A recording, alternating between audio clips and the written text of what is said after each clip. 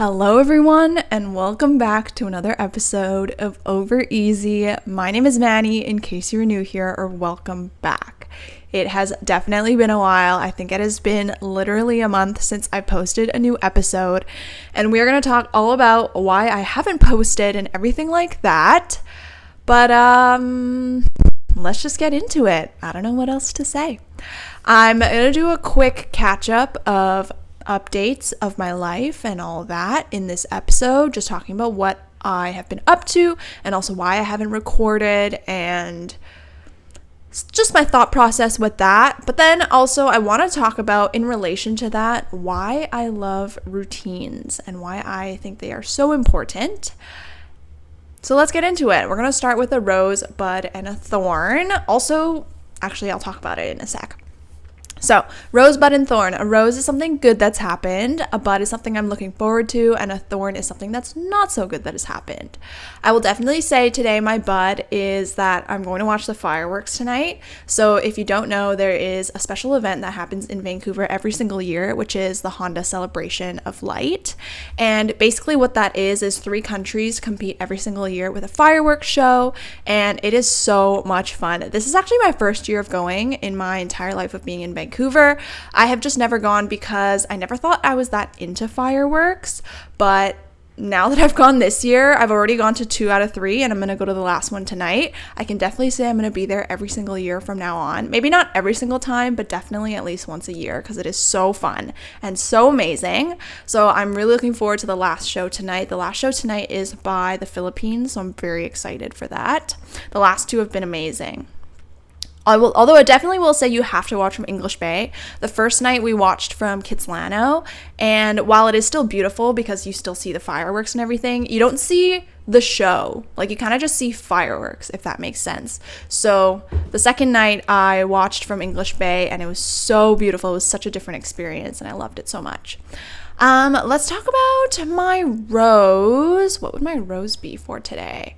My rose is that I've just been having a really good week. I will say that. I had a really good week this week, and I think that's all I can say. It's not that anything happened that was bad. It was just, anything happened that was extra good, but I guess I just had a really good week. Work was good. Life was good. Yep. Although I did sleep only 5.5 hours one night this week because of the fireworks show that was on a weeknight, and surprisingly I didn't die as much as I thought I would at work the next day, which is very surprising because I always thought I was someone who absolutely needed 8 hours of sleep every night. But I've definitely learned this year that I can definitely survive off 5 hours of sleep for one night, and then if I catch up the next night, then I'll be fine. I can't do it consistently or consecutively. That's when I will start to deteriorate. That's my rose. Just had a good week. This week it was very solid. Also, my rose is that I'm filming my podcast again, which I'm very, I feel so good doing this. It feels very natural and back to how things should be, I guess. My thorn is that, I guess I would just say I'm feeling a little bit tired recently, and I'll talk about this when I talk about what I've been up to, but I've just been up to so much because it's summer, and while on one hand I want to take advantage of everything that's going on and, see my friends, take advantage of the daylight, it's just also very exhausting because I work a 40-hour work week, and then, I have to live my life, and then I want to see my friends and all this stuff. So it's just been a lot of balance that I've been trying to maintain, but it is definitely hard and I feel very exhausted. I just journaled this morning, and I kind of feel like I've been losing my independence a little bit recently just because I'm so used to seeing everyone right now, and I kind of want to get back to that. I would say my April-May era was probably when I was hyper independent and just doing things alone and spending time alone, and I really like that. But recently I feel like I've just been craving company, and not because it's genuine, but sometimes just because I'm used to it. So I definitely want to not get dependent on that because that's not good. Anyways, that's my rosebud and thorn for today. So let's talk about why I stopped recording for a month, because I guess that's the elephant in the room. There's a couple reasons, and I want to talk about all of them. So the last podcast that I filmed, I was at my mom's house, and during that time I was incredibly busy because that was like my real like hot girl summer era. I was doing everything every single day and just a lot. And so I was, first of all, just like not making time for my podcast and also just not having the energy for it. So I stopped recording, and also because at that time I also just didn't know what I wanted to talk about. So this is one thing, like one of the main reasons why I didn't record for a little bit was because I didn't know what I wanted to do with my content, and also I was feeling a little bit like creatively burnt out because I listen to a lot of podcasts in my free time, and while I like, this is my internal debate all the time, is that I personally love podcasts that are very structured and have research and stuff like that. Like if you guys have ever listened to The Psychology of Your 20s, I love that podcast. It is so good. And also someone like Emma Chamberlain's podcast. It is very structured in that there's a certain topic every single week. And I really like that, and I want to emulate it, but I also know that first of all, I just don't have the time and effort or time and energy to do that every single week because I do work a full-time job and I have other things that I do. And also I just feel like it's too much pressure. And that's like the biggest thing. I don't want to feel like my podcast is pressuring me to make it every single week. Like I started a podcast because I loved making YouTube videos where I was just chatting about what's going on in my life and updating you guys and telling you what I learned. And I feel like I want to go back to that route and just have it be a casual chat. And maybe if I do want it to be more structured and researched, and like I have a topic that I'm like hyper fixated on, I'll do that. But I think the biggest thing that I've realized while I thought about it during this month off is I can't put pressure on myself, especially because my podcast is just a genuine hobby and not like something I make money off of or anything like that. Like I want to keep it something that I enjoy and want to do every single week. So that was a big part, was just like I didn't know where to go with my podcast and I just needed time to reset and think about it. Also, I wasn't quite happy with the podcast that I was filming right before I took my break. Like I feel like I was just filming for the sake of it, but I am back and I have ideas and I want to share, and even if they're not like life-changing to someone else in a way, it's still helpful for me. And I do find I do get a lot of messages and stuff that the casual format is also still helpful, so I think I'll just keep it this way. Also, another reason was that my mic literally broke. As you can probably tell, I have a new setup. I literally bought this new mic last night from Best Buy because I was like, I need to record my podcast this week and my mic is not working. I need to figure it out. So I like ran to Best Buy, bought this. It was a whole chaos thing, but I made it work because I really, really wanted to record this weekend, and here we are. So if there's like anything wrong with this setup, I'll still keep playing with it over the next few weeks. But that was also just like a big thing, was the original mic that I had was the Samson Q2. Bought it off of Amazon when I first started my podcast. And I've realized now that I have a stand back and I'm not holding the microphone, I think this is the move because I love talking with my hands. And also just holding the microphone was such a distraction before. So I like this setup a little bit better. But obviously I will continue to improve it and think about it and just work on it. But this is really just a makeshift podcast. Like I planned this all out last night. I just got the mic to work this morning. It wasn't even working last night when I plugged it into my computer. I had to update my computer this morning to get this all working. So you gotta do what you gotta do, right? So those are the first two reasons. My last big reason that I was kind of pausing on my podcast was comparison got the best of me and I was kind of feeling down about myself. I usually am not a person that will compare myself anymore. I used to do this all the time when I was younger and on social media and seeing celebrities and stuff like that. I used to be so down about myself because I would compare myself to them all the time. But I don't know, recently, because I've been listening to so many podcasts, I just kind of felt down about, like I'm 2 years in and it's still a small podcast, not that audience numbers really care to me or like really matter to me. I didn't ever start this to be a huge podcast, but sometimes you just can't help it, right? Like, you're on social media is numbers, and sometimes it just gets the best of you. So that's why I also think I needed just a bit of a reset to remember that my podcast I started as a place to genuinely connect with other people. And I've realized, actually, one of the reasons why I've realized that this is important is because while I was on my month break, I was spending a lot more time with friends and new people and stuff like that. And I got a lot of comments about people who, or like real life comments, not like YouTube comments, but I got a lot of remarks from people that, they listen to my podcast and they genuinely listen and like know about parts of my life. And sometimes I forget that I share so much of this online with you guys that it's like, oh, shoot.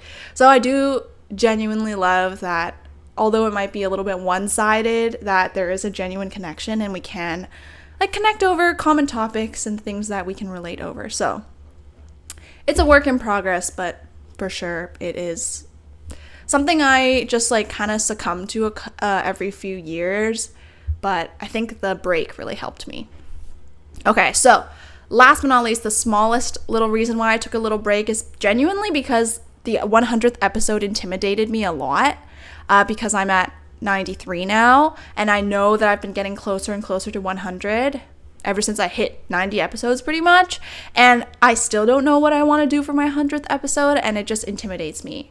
And that's kind of why I paused it, was to kind of like procrastinate thinking about it, because I didn't want to think about it. And I know I'm just like making this a bigger deal than it is. Like, I could just not make it any deal at all and just say happy 100th, but I have seen other podcasts that celebrate 100 episodes and they do something big and fun and just exciting, and I just have no idea what I want to do. So if you have suggestions, you can let me know. But anyways, the takeaway from my main break is that I do want to prioritize my podcast more, of course. And now that I've kind of taken a break, I feel a little bit more creatively recharged and like my ideas are back. And I've also lived a bit more life that I can share about in my episodes. My Hinge episode is coming soon. I just need to kind of collect my ideas and thoughts and reflections about it. Okay, so it's coming because I have stopped Hinge dating a little bit. Anyways, so that's like the biggest reason. That's my main why I paused, and I hope you understand. Just needed a little bit of a break. I also took a break from making YouTube videos. Just wanted to live life in the real dimension for a little bit. Okay, but I will do a little bit of a July update and what I have been up to, because I feel like July has been such a busy month for me. It has been the busiest month by far, which is crazy that I'm even still alive right now. As we usually do, I'm going to do a little bit of a book update because I've been reading a lot, and let's share. So I have updated my reading journal. Okay. First of all, the first book that I read was Happy Place by Emily Henry. This one is going very famous, very viral online. I also don't have TikTok anymore. I think I already deleted it before I took my break, but I can't keep up with book talk anymore. But I did see like on Instagram and everything that everyone was reading Happy Place by Emily Henry. I thought it was all right. Like, I didn't love it. I also just haven't loved Emily Henry books in general. Like, book lovers and people we meet on vacation, I think, is Emily Henry. They were like all right. They're not like page turners for me, if that makes sense. The one thing I did appreciate though is the theme of changing friendships as you're getting older, because I do feel that I'm relating to that a lot, obviously, as I'm continuing through my 20s. So I really did like that theme, but I was just like, the romance, I was like, oh my God, why are you guys like not just admitting that you love each other, and why are you dragging this on so much? Like, this is so pointless. Like, come on. Sorry if that's a little bit of a spoiler, but yeah, that was kind of how I felt the whole book. The second book that I read was The Hunger Games by Suzanne Collins, and I know I am so late to the game. Everyone I knew read this in like 6th grade, but I picked it up recently and I read it. I loved it. I do think I rated it a 5 stars. Oh, I didn't even do the entry for this. What the heck? Oh, I didn't do an entry for it. But I did love The Hunger Games. It was such a good book. I loved the action and the adventure and the little bit of romance and just the whole story. Really loved it. So I might watch the movie, although I'm scared that, if it's a big discrepancy, I'll be very upset. But I just loved that book. Then I read You're a Badass at Making Money by Jen Sincero. That one is like part of the series of You're a Badass. I liked it. It wasn't like my favorite book. I kind of just was wanting a break from fiction for a little bit, which is why I picked that book up. And also I'm trying to like be more responsible with my money recently, so let's see how that goes. Anyways, I did appreciate that.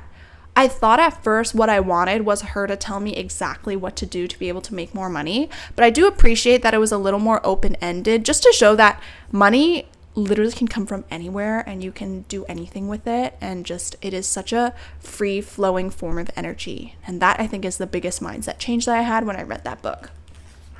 Okay, I read What Remains of Elsie Jane by Chelsea Wakelin. I kind of liked this book, although I thought it was a little bit psychopathic. That's kind of mean to say, but I have never experienced grief before, so I can't personally say that I know what it feels like. So when I read this book, it felt like what I think grief would be like. So it was a little bit crazy, a little bit wild, but also sad, and it was just a roller coaster of emotions. I did like the plot.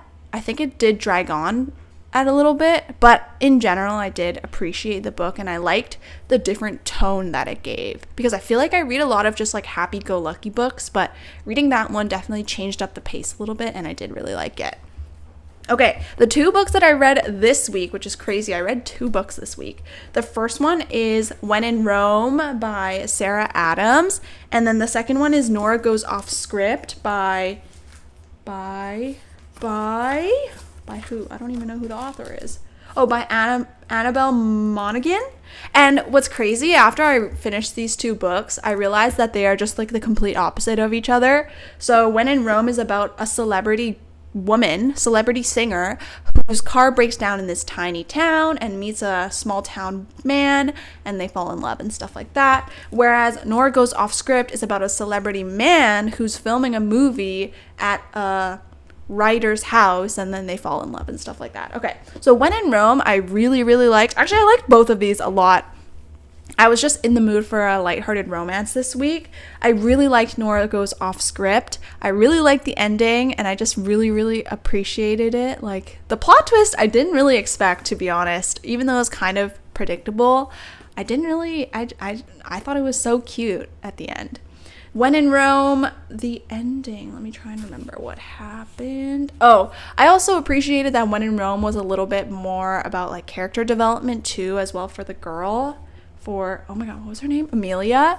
Really, really liked that. I love books like that. And both good, very solid. Now I am reading today. I literally started this morning. I'm reading Too Late by Colleen Hoover, which is basically, I was reading the intro. She had released a free version of this online as she was just kind of like writing and updating it.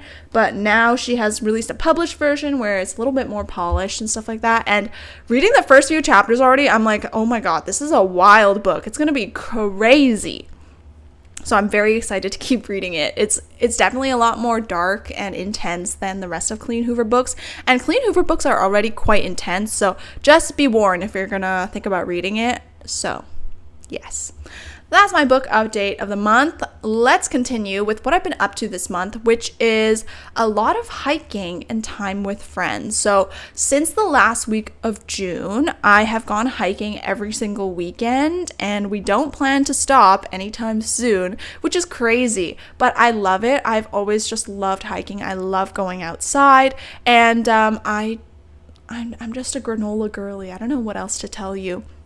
My highlights, I would say, okay, so the first week we did Tunnel Bluffs, which the beginning was definitely killer, but the rest of the hike is flat after you pass the first 2 kilometers. I will definitely say the view is really beautiful, but I think it's topped by St. Mark's Summit.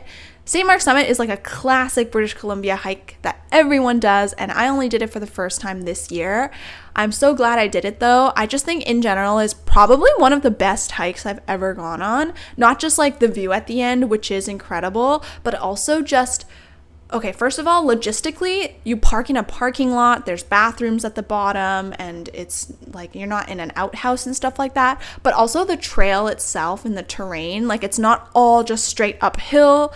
There's a little bit of up and down. The trail's really nice in a forest, and then also in some sunny parts. Like it's just overall like very, very different and not boring. That's what I'll say. And then also the view at the end is just incredible at St. Mark's. So I loved that one. And then I also did the grouse grind 2 weeks in a row. You heard me. The grouse grind, if you don't know, is basically this very, very intense hike. It's not even really a hike. I don't know if you would call it that. But it's basically 2.5 kilometers of straight uphill. Like I think it's a 700-meter elevation gain, and it's all stairs. It's basically just like Stairmaster for 2.5 kilometers. And the first time that we did it, we were going with a bigger group of friends, so we were kind of stopping a lot and pausing.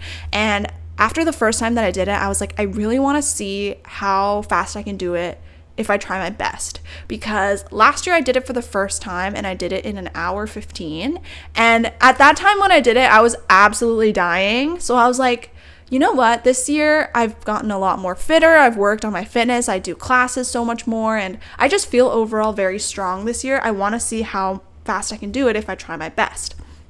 So after the first week we did it in 2 hours, which was for me it was kind of an easy stroll. I don't want to say that in case that's like, anyways, I also work out every day, so for me it was kind of not too bad. But the second time we did it, literally not even a week after, we did the first time on Sunday, and then that Saturday we did it again.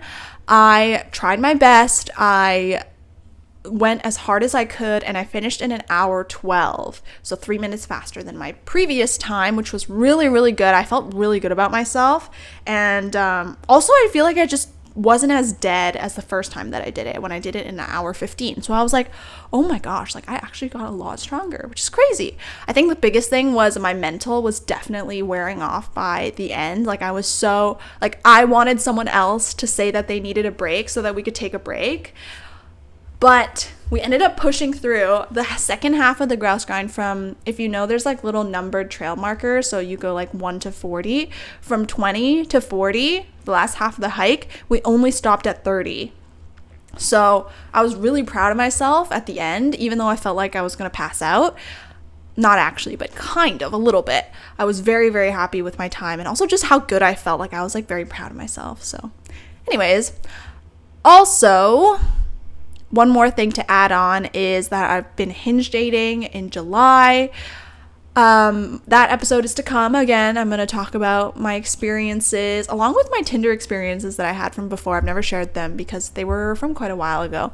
But my main mindset with hinge dating was not that I was trying to find my forever partner. And that actually did take me a while to get out of that mindset because I'm so used to long-term dating. But I was more like, I need to just be able to explore and see what is out there. Literally, I called it my research girl era. I don't want to talk about this too much because I do want to make a whole episode about it again, as I keep alluding to.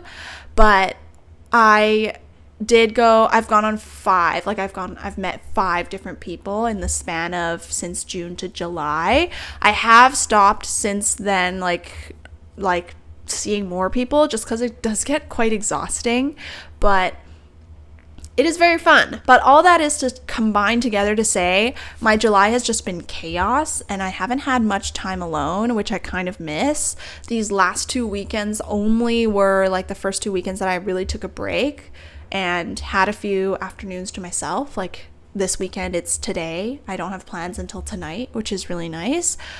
And last week, I also took Sunday off and just like relaxed. I got a massage, which was really nice, and just spent time by myself. And I've really missed that, actually. So my last July update is that I have a roommate. I think you might have saw her walking around the episode already, but I am cat sitting right now, and I have a new roommate. Her name is Mooncake, but we call her Moon. I'm cat sitting for one of my friends that's out of town. I've been cat sitting since mid-July, and it has been so fun. I have definitely learned a lot about like the logistics of having a pet and taking care of someone else. And so while I love the idea of having a cat and she is very cute, I have decided that I don't think this is the time, for a couple of reasons.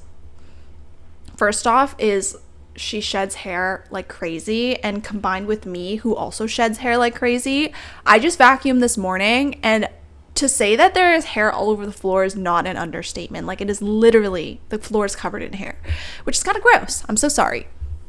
So that's one big thing, is that the cleaning is just so much. The second is just that it's kind of different, even though she's a cat and not a person, and she doesn't talk and stuff like that. Like, the fact that there's just like another person here with me, another being here with me, kind of changes the living alone experience. Like, I was so used to being alone at home by myself, and now for the last few weeks I've had another being who moves around and makes sound and stuff like that. It's just different, and I kind of miss the like total quiet, but I do like having a pet right now. Also, she was quite chaotic at the very beginning. For the first few nights, she meowed a lot at night. She knocked over my glass water pitcher at 5 a.m. She knocked over my coat rack. It was just a lot and definitely very chaotic. But since then, she has calmed down. I think just because she was getting used to a new place, which is nice, which is good, because now I can sleep a full night, which is very good. So that's my July update. That's pretty much been my entire month. It has been so crazy, busy, and fun, but I really appreciate it, and I'm really happy that I've had so many good experiences. Anyways, let's go into the actual part of the episode. I want to talk about routines and why I love routines. So, as I've mentioned, I am a big fan of routine. I have always been, ever since I was a little kid. My fondest memories were always waking up to watch Saturday cartoons and like being able to watch the exact same programs every single week. I've always been a morning person, and I've always been a routine person, and that has definitely been very easy for me. So I will definitely say that's like a big perspective, or part of my perspective, when I talk about this. I'm so sorry. Moon was eating the cardboard box. She's very cute. Anyways, there are two... Oh, she's playing with box. No, Moon. I'm so sorry.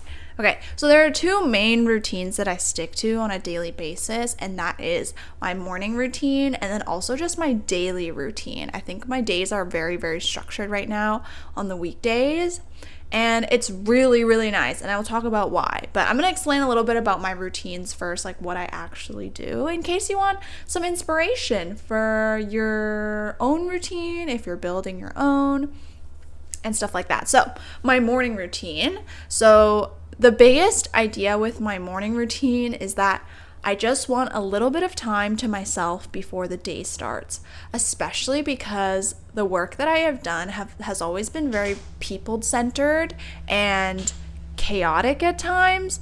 It sometimes really is the only time of the day that I have to myself. So that is kind of the basis of my morning routine and why I started waking up super early and stuff like that. And even though I wake up way earlier than I need to, I don't regret it because it's really, really nice. So the first thing that I do after that I wake up is do my brushing teeth and all the bathroom stuff, washing face, stuff like that. But the first big thing that I do in my morning routine is journaling. And I do two forms of journaling. The first is kind of more regular journaling, I guess you could say, you know, where I have a blank page in my notebook and I just write about whatever I want. And I have always been a person that has an inner monologue, so it's really, really easy for me to write down. It's basically just writing down like a stream of consciousness and whatever I'm thinking about, because I always have thoughts going on in my head. So usually to start the day, I will write a page in my journal, and that can be about what went on the previous day. Because I'm journaling in the morning, nothing has happened yet. So it can be about what happened the previous day, highlights, lowlights, reflections, stuff like that. And also just whatever I thought about that night. Sometimes I will also do reflection questions if I feel like life just isn't super exciting in that moment. I usually, if I'm reading a book that has reflection questions, will do reflection questions every single day, or I'll just find some from Instagram. I've realized on Instagram there's so many, and you can just screenshot them and just pick one and do whatever you want. So I love doing that journaling. I find that it just helps me get out all the thoughts that I need. Apart from my podcast, journaling every single day helps me just expel the words that I need to say. So I really, really like that. And then the second form of journaling that I do is a little bit more niche. I guess I would just call it like bullet journaling, but it's basically like memory keeping, memory journaling. So first thing that I do is a habit tracker, and I've been doing this for so long. Honestly, at this point, my habit tracker is not even to motivate me, because the habits that I track, I'm actually quite consistent with, but it's more just because I've done it for so long, and I also like to see patterns in my behavior. So my habit tracker is mainly tracking how many steps I take. So I track whether I take more than 8,000 steps a day, whether I close all of my Apple Watch rings, and then also like if I floss, stuff like that. I think like physical health habits are very important to track. If you are not a super disciplined person, then having a habit tracker can help motivate you. If you maybe are like, okay, if I do all my habits this week, then I'll treat myself to a bubble tea or something like that. I love those kinds of things. But also for me, the main reason mostly that I do it now is I like to track patterns, as I said before. So if I can see there's like a long stretch of me not completing a certain habit, like maybe for a few days I don't take more than 8,000 steps per day, and that's when I realize I'm getting very restless and like anxious. Stuff like that. I like to be able to kind of correlate the behaviors that I have. Another thing that I do is I also track my sleep. So I wear my Apple Watch when I go to bed, and it will track your sleep automatically. So I like to also keep track of how many hours I actually am asleep, not just time in bed, because again, it kind of correlates to how did I feel that day? What are my energy levels? Was I particularly cranky or moody? Those are things I kind of want to keep track of now that I'm just getting older. I want to be able to kind of sense my body and be really in tune with it. And I think just doing those kinds of little things really helps me just be able to gather information, I guess you could say. Then the last part of my memory keeping journaling is actually memory keeping. So I do this really niche thing, and I've talked about it before. It's like sticker planning, basically. So I basically have a page in my planner where I can kind of recount the day before through stickers and design. And I think like more so than anything, it's just a way for me to be creative using stationery, which I've always been a person that loves stationery. And I just love how cute the colors are when they come together, and just being able to design my week or recount my week through stickers is super fun. Obviously, you don't have to do that. Maybe like just writing down a sentence a day of a highlight from the previous day is enough for you. But I think memory, like keeping track of memories, is so important because, for one, I am terrible. I have terrible memory, and I just can't remember things that happen. Or not even just like, I can remember the big things, but sometimes I want to be able to remember the small things. Like, oh, this happened at work and it was a really like nice win, you know what I mean? Like being able to remember those things is really nice. So I have found that keeping track of my days and what I've been up to is just, it's so nice to be able to flip back through my year and be like, oh, this week I did this, this, and this, and it was just so much fun. So that's all the journaling that I do. Usually in the morning, that'll take around 20 to 30 minutes, which I know is a while, but for me it's so worth it. After I do all my journaling, I'll get ready for the day. So that's changing into an outfit, doing my makeup, doing my hair. And I love this. I love doing my makeup recently. I've just been in a huge makeup phase for the last, honestly, year, which is crazy. Sometimes I'm super in it and sometimes I'm not. Recently I've been in it, and I think it's just so much fun. It is another way to be creative because I change up what colors I use every single day, and most of the structure of my makeup is the same, but being able to switch up small products here and there just makes it super fun and exciting. And I think the biggest thing with wearing makeup is it just helps me like get in the headspace to work. like my mentality is that if I put on makeup and do my hair really nice and put on a nice outfit, then when I go to work, I'm like, oh, I got ready for this. Like, I am ready. Whereas before, I would do work but still be in sweatpants and stuff, and I kind of just like want to fall asleep and not put in my best effort. So when people give tips like, oh, wear jeans while studying and stuff like that, like that's legit, because you just feel like you're so ready for the day and you're like ready to take things seriously.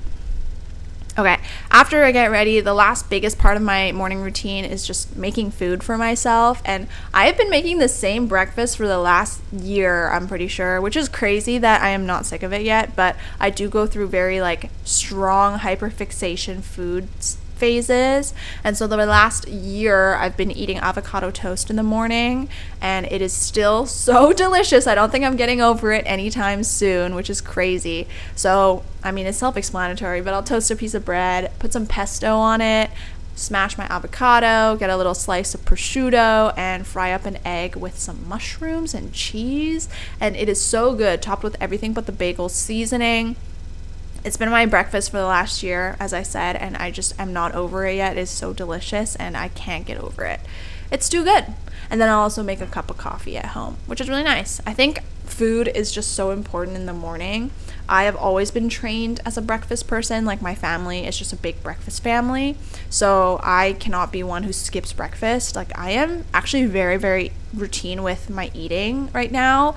Like, I'll get hungry at the same times of the day. I like to eat at the same times of the day, eat like similar snacks, because it just is really easy to regulate my body that way and my energy levels. So I really like that.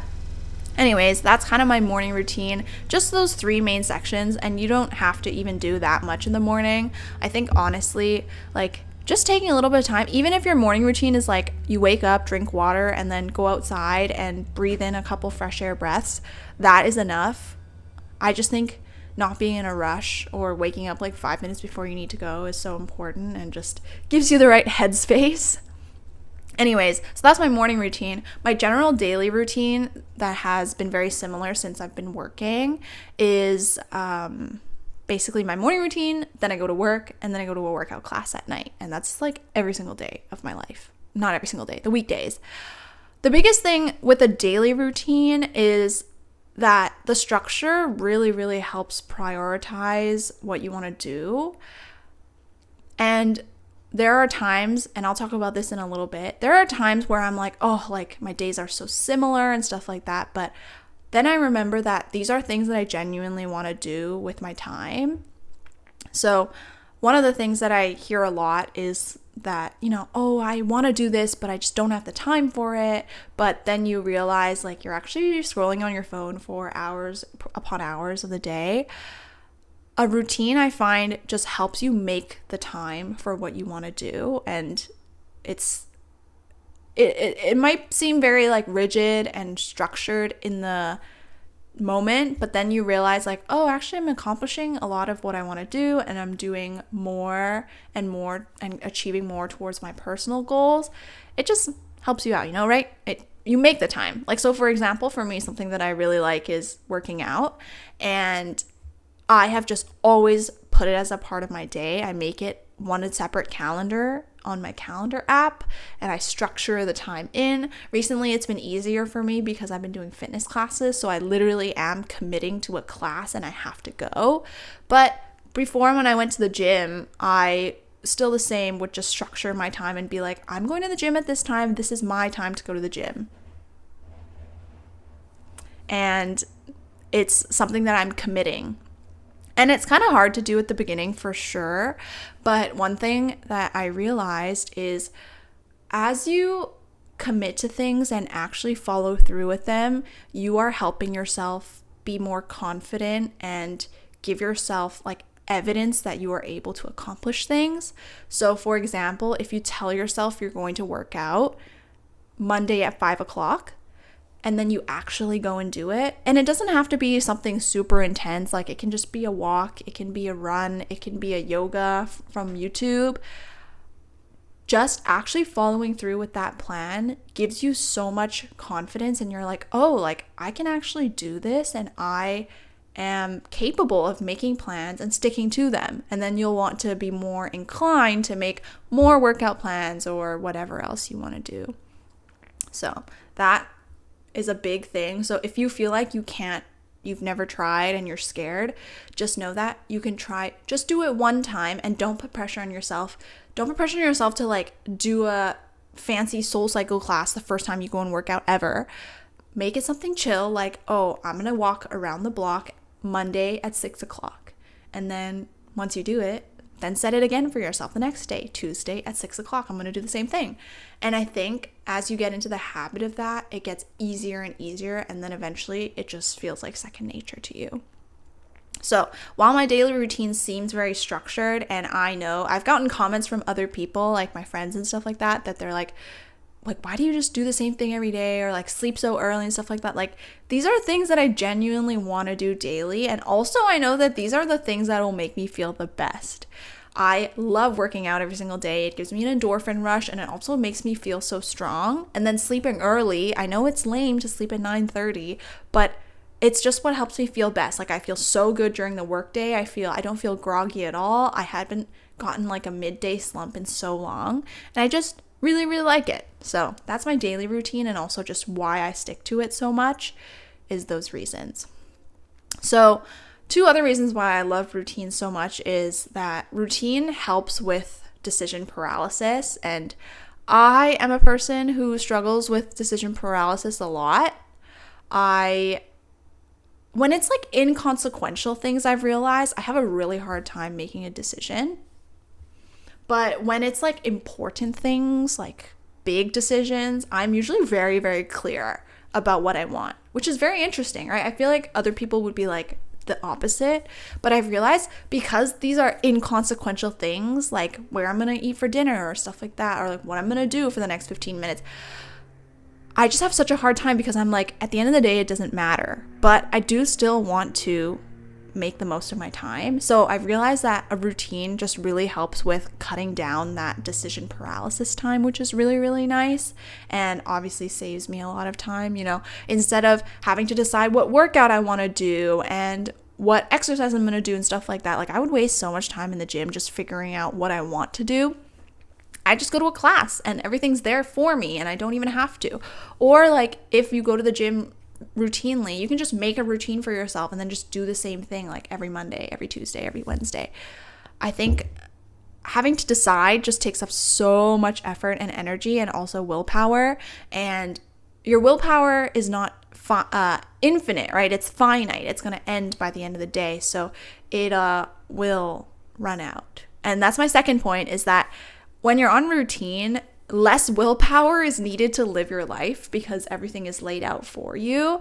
I feel like before, when I was trying to break my habit of going on my phone first thing in the morning, it took me so much effort because I was so used to it. As soon as I woke up, I would scroll on Instagram and stuff like that. And it took me quite a while to break that habit. That your willpower is a finite resource, as I said, throughout the day. So if you use it all in your morning, trying to build your morning routine, by your nighttime, you're probably not going to be able to hold yourself back. And actually, I still find that I am like this. In the morning, I'm so disciplined, and my morning routine really does help with not having to decide and just being able to live life and not go on my phone in the morning. But at night, because I've used a lot of willpower and I've used a lot of energy, usually I can't control myself. One thing that has helped me though is deleting TikTok. Once I deleted TikTok, my phone time at night really, really decreased, like dramatically, which is good. But I think the routine just really, really helps with that. So even if it's, again, it doesn't have to be super complicated, but just having a general structure, I think really, really helps. But to counteract that, to be the devil's advocate, I'm going to talk about 2 reasons why I think routine is bad. Because, of course, to every good thing, there are also bad things. So the first thing that I'm always reminding myself is that it is okay if your routine is broken.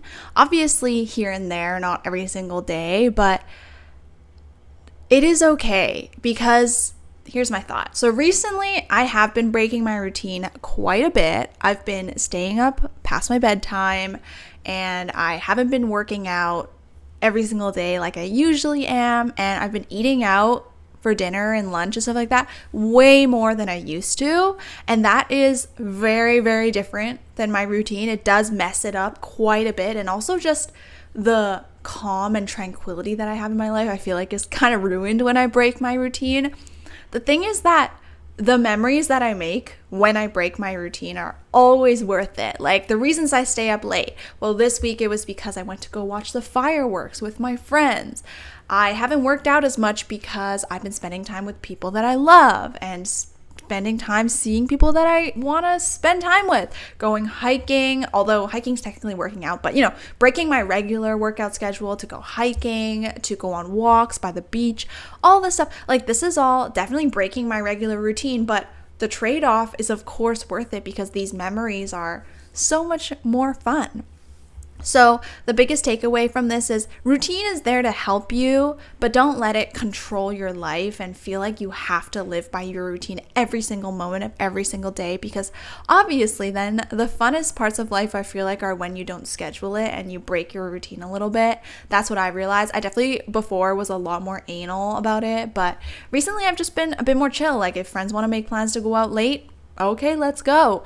I'll figure it out. I'll sleep in the next day. I'll cancel my morning plans, whatever it is. I just think it is so much fun to go out and have fun, and especially because it's summer.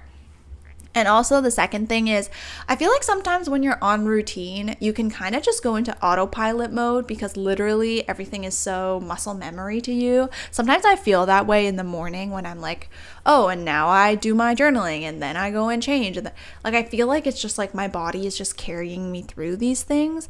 But that's kind of bad. Don't let life become autopilot and just let it pass you by. I think the biggest way to combat this is to remember why you put these things in your routine in the first place. Like, why do you think these are important to do every single day?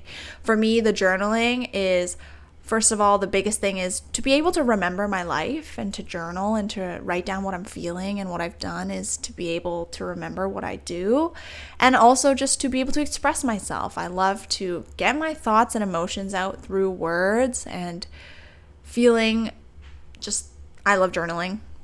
And also working out, right? Like the example, why I go back to it. When I feel like very unmotivated to go to class and I really don't want to, I remember that, it is such a blessing that I am able to move my body in the way that I can. And I want to make myself strong, be able to live as long as I can, and be able to do a lot of pull-ups and push-ups. That's also a big reason why. But I find that remembering the why, because there are going to be times when you're unmotivated or undisciplined and you need to be able to pull yourself back and you can't let yourself fall sometimes.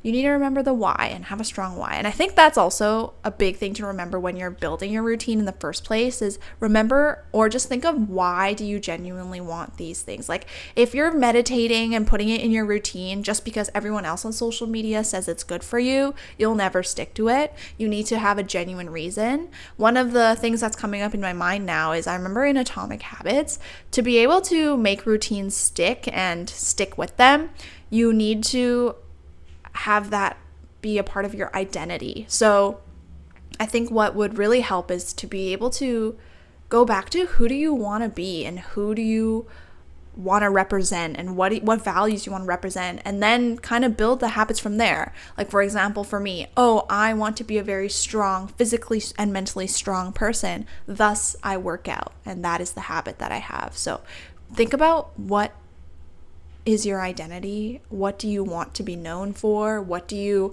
want to represent in your life? And then build your habits from there. I think that would be really helpful. All right, but that is the end of this episode. I hope you enjoyed. I missed recording so much. While I love taking a break, I definitely missed this, and it is a part of my weekly routine that I want to build back up again. I hope you enjoy. I hope you have a great week. I am still figuring out my setup, so in case this one is not great or the audio is not great, I'll figure it out for next week and I'll play around with it. But I hope you have a great week, and I'll see you in my next episode. Bye. And I was like, yo.